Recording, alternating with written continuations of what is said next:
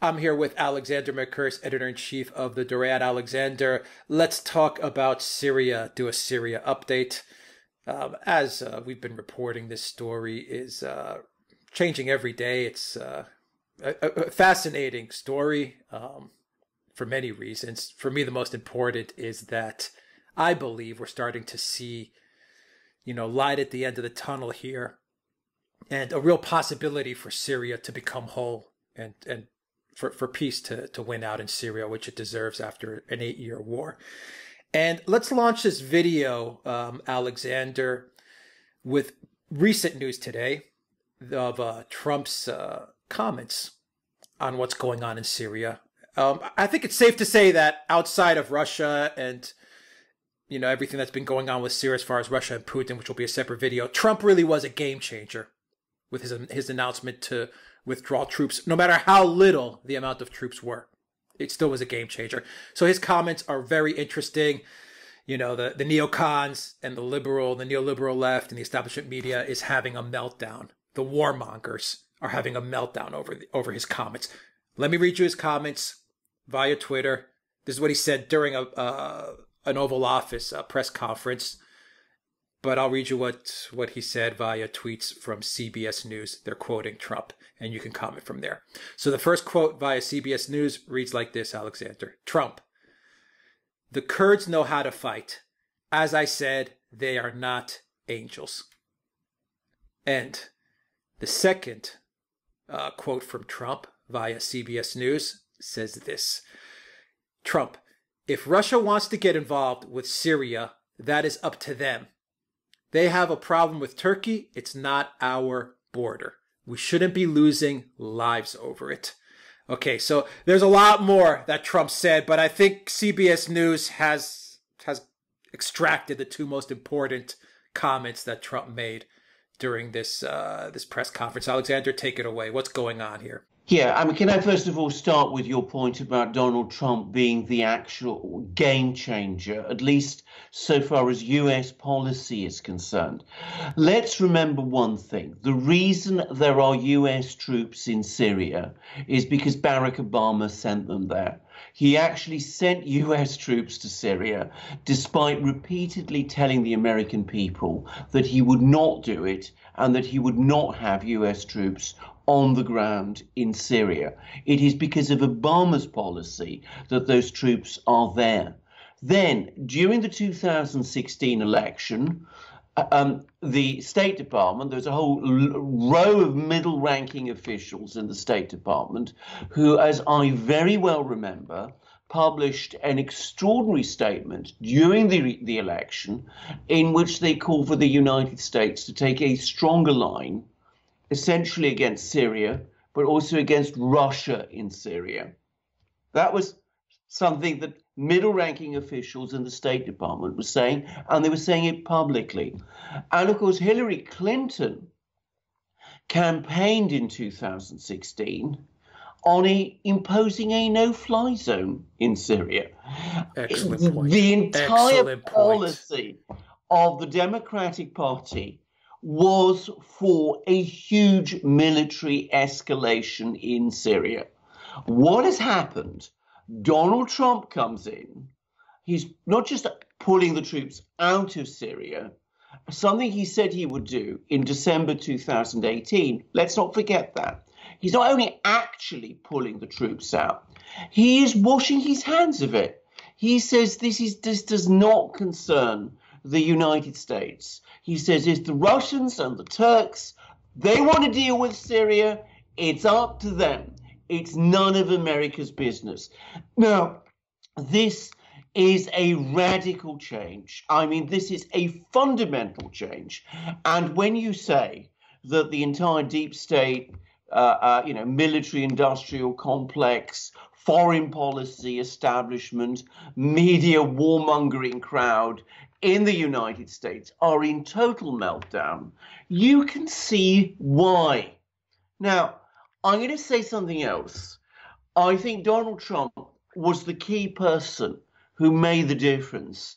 To be clear, if Hillary Clinton was the president of the United States, we would not be in this situation now. We would, I think, be in a far worse and far more dangerous situation.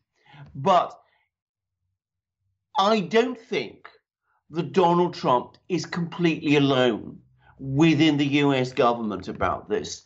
Now, the reason I am saying this is because it's becoming increasingly clear to me that this story we're hearing in the media, that it all began with a telephone call between Erdogan and Trump, and that Erdogan told Trump that he was going to invade Syria, and Trump simply gave Erdogan a green light. It's not really looking to me as if it's true, because what we're seeing and have been seeing over the last couple of days is that the Syrian army and the Russians are fanning out at lightning speed across this whole region of northeast Syria, which was formerly controlled by ISIS and which has up to very recently been controlled by the Kurds. They're now in al-Raqqa, which was ISIS's former capital. They've apparently reached Kobani, which is to the north on the Turkish border, and which is the site of a major battle between the Kurds and ISIS. And they are in Manbij, which is, of course, another area where there was a big battle between the Kurds and ISIS, which the United States was also involved in. Now, this incredible speed of movement of the Syrian and Russian troops, because the Russians are also there, it's so fast, it's happening so efficiently, it's happening without a single shot being fired, that I cannot but believe that at some level there is some kind of coordination between the Russians and the US going on.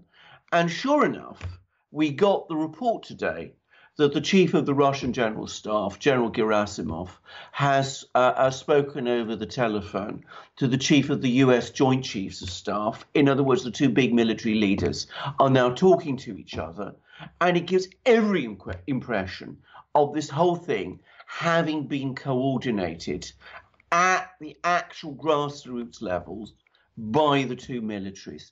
So Trump was indispensable, because without him, this couldn't have happened. But it's quite clear to me that the two militaries on the ground have been quietly preparing this for a long time.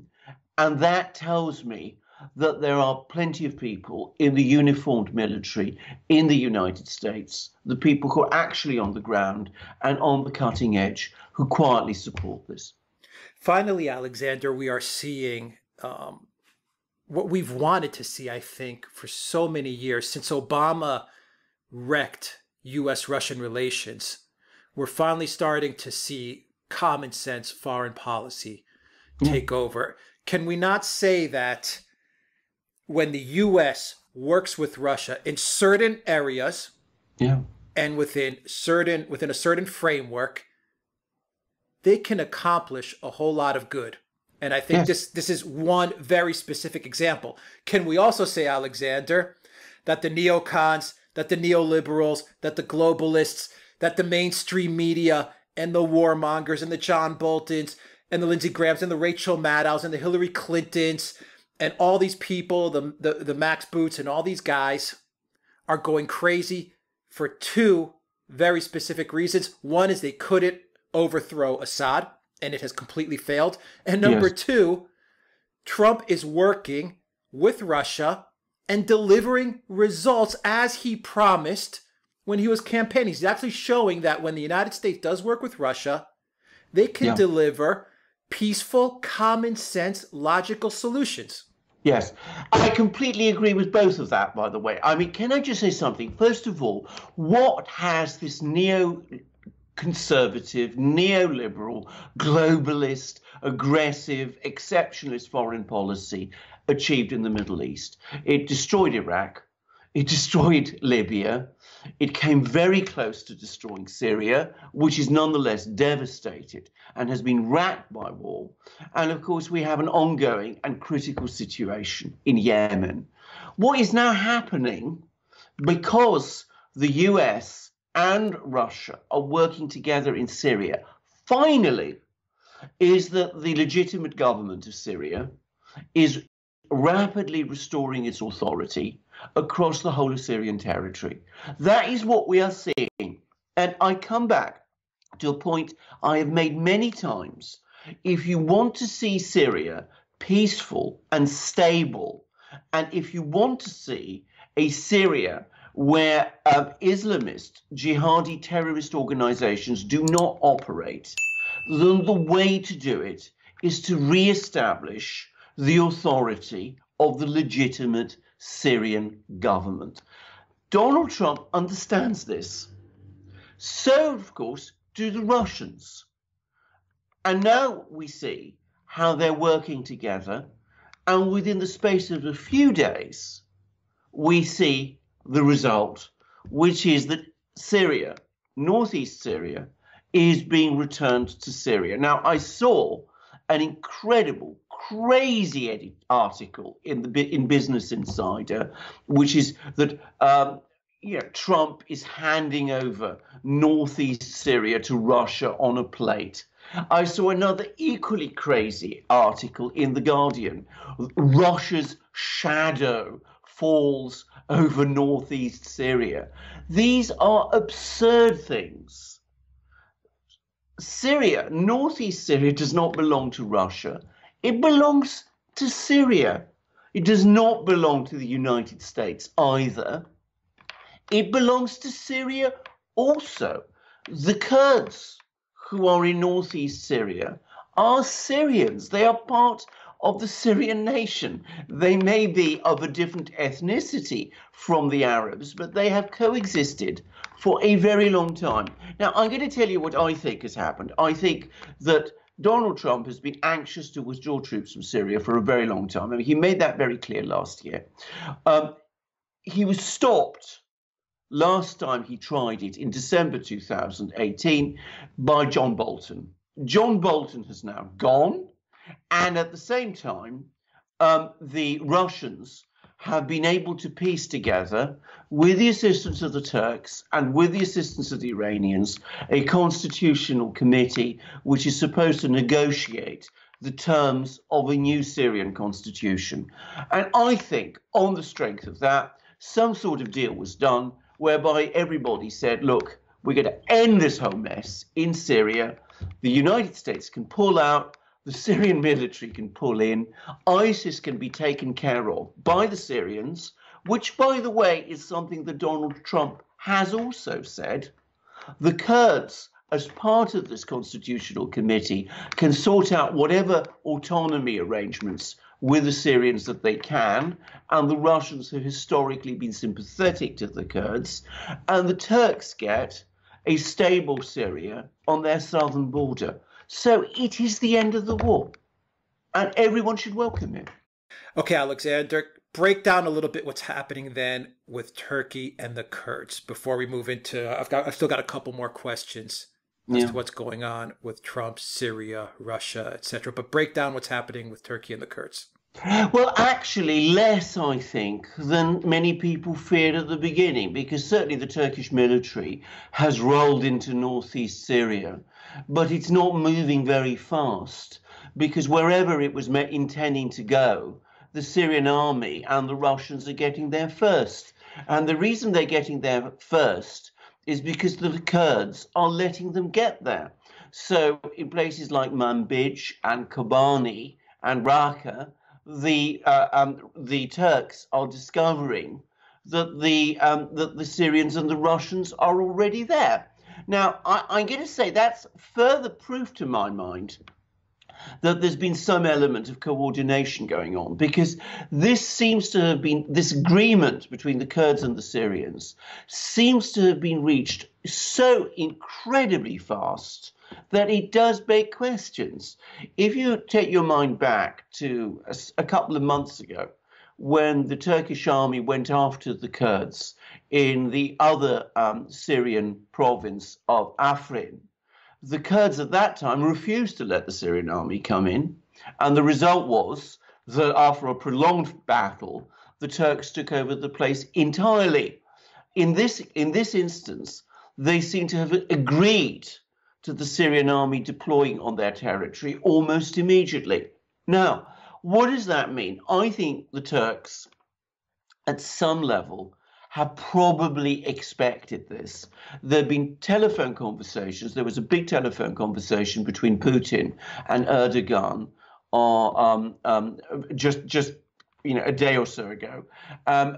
This is an interesting conversation because Putin spoke to Erdogan on the telephone, not from the Kremlin or from Russia, but from the United Arab Emirates, where he is on a trip. He's on a visit. Now, it's very unusual for Putin to speak to another foreign leader like Erdogan whilst he's in another country, because obviously telephone lines are less secure. But clearly the Russians and the Turks are speaking to each other. Clearly, it turns out we've now had information from a Russian diplomat, Alexander Leontiev, who is the coordinator of the Russian position in Syria. He has confirmed that the Turks and the Syrians are in direct contact with each other. The first time that's happened, basically, since 2012. So it looks as if lots of coordination is happening.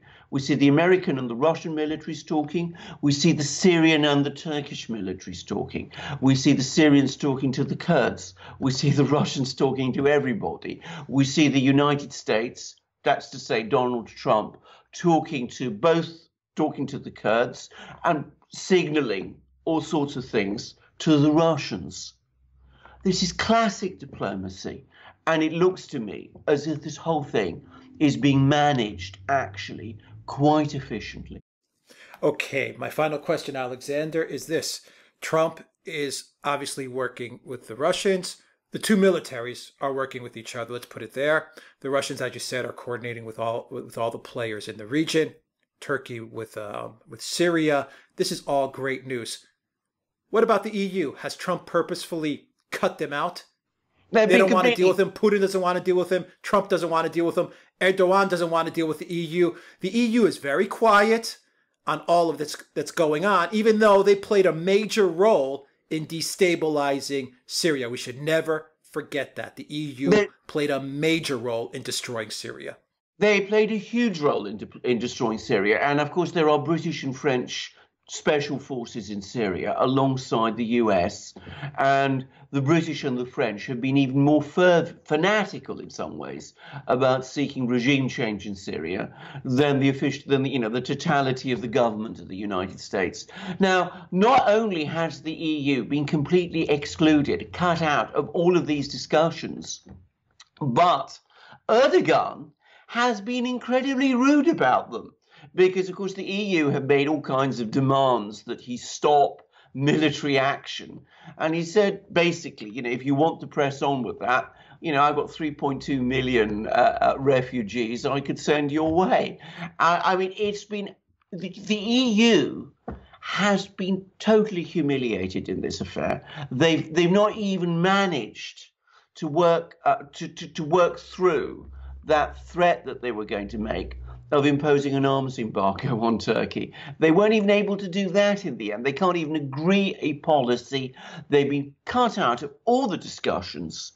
Once again, we see where the real power in the world lies. It does not lie with the EU. Guy Verhofstadt, this EU official, was talking recently about how the EU should behave like an empire. This is no empire. This is, frankly, a burst balloon. I mean, it has no real credibility at all. Well put, Alexander. We'll leave it on that positive note. Positive all around. Let's knock on wood, and let's hope that everything continues along the lines of diplomacy and peace for Syria. Absolutely. That's, I think, the main goal. And let's hope that whatever Turkey is doing in the north gets resolved peacefully, and the country can become whole again. After 8 years of war, Alexander, and destabilization, you're just going back to a Syria that was at peace. 8 years ago. Yes. It's full circle. Exactly, exactly. With all these attempts to overthrow the government and to create chaos there having failed. And let's be clear about this, that is the optimal outcome. And the next step, real quickly, Alexander, would be to start rebuilding, correct? Absolutely. And I mean, let's end this pointless blockade that the neocons have forced everybody to try and impose on Syria, which is only hurting the Syrian people and making the reconstruction of Syria more difficult and making the danger of a refugee crisis that might affect the EU greater. So let's end this blockade. Let's let this constitutional conference that's been set up work its way through and let diplomacy do its thing. I mean, we could hopefully very quickly see the end to this war. All right, Alexander Mercouris, Editor-in-Chief of the Duran. Thank you very much. All right, guys, if you like this video, click on that subscribe button down below. Click on that like button. Share the channel with everybody you know outside of YouTube. When you share the channel, it gets really, really good exposure and it helps us out a whole lot. You can also get an audio copy of this video on iTunes and SoundCloud. So look for those links in the description box down below as well. And please donate to us on PayPal, Patreon, and Subscribestar. Your donation helps keep this channel growing. And something else that helps keep this channel moving is when you purchase merchandise on our awesome Duran shop. There you see Alexander holding the wonderful, the awesome Lavrov mug. Since we've been talking about diplomacy, I'm sure you have something to say about Lavrov. Well, indeed. In fact, I mean, this man is the supreme diplomat. Now, can I just say, he worked incredibly hard over Syria. I mean, he held the line against Hillary Clinton when she was trying to organize all kinds of regime change moves when she was Secretary of State. I remember all of that and these incredibly bitter exchanges he used to have with her about it. And can you move that mug a little towards the middle so all our viewers can see? There we go. There you go. Awesome. Thank you. Thank you. And of course, he tried to negotiate very hard with Kerry when he was Secretary of State. But now all the work that he's done, the very hard work, is bearing fruit, and we see it. I mean, that is what has happened in Syria. We see diplomacy succeeding, and this man epitomizes diplomacy. Diplomacy is very hard work. It's not coming along and being charming and nice to people. You have to work really hard, look for what everybody's positions are, work out what their interests are, try to find common positions, and then build on them. And that's what this man does superbly. And when we say build on them, he does it, no doubt, because we know that he drinks lots of tea. I'm sure that he drinks tea from mugs just like this one. So does his boss, by the way, Vladimir Putin. We've seen him drinking tea from mugs that look very like this. We think our mugs are even better. They're 15 ounces. They're perfect porcelain. They are utterly beautiful. Our customers, our viewers who buy them, absolutely love them. So you can buy one of these great mugs. You can buy also one of these great shirts, like the one I'm wearing at the moment. 100% cotton, long-sleeved, incredibly cool and in hot weather, and also warm on a rather wet, miserable October day like the one we're having at the moment here in London. But we've also got other great shirts. We've got short sleeve t-shirts, we've got polo neck shirts, we've also got hoodies, we've got stickers, we've got hats. Alex has been refreshing all the merchandise on our shop. Some of our competitors are so jealous of it that they're trying to copy it and failing dismally. Their products are unbelievably inferior, so don't go anywhere near them. Go to the real thing, help yourself, help the Duran, go to our shop. Alex will tell you how to do it. Just go to the duranshop.com. The link is in the description box down below. Alexander Mercouris, Editor-in-Chief of the Duran. Thank you very much. Until next time, everybody, take care.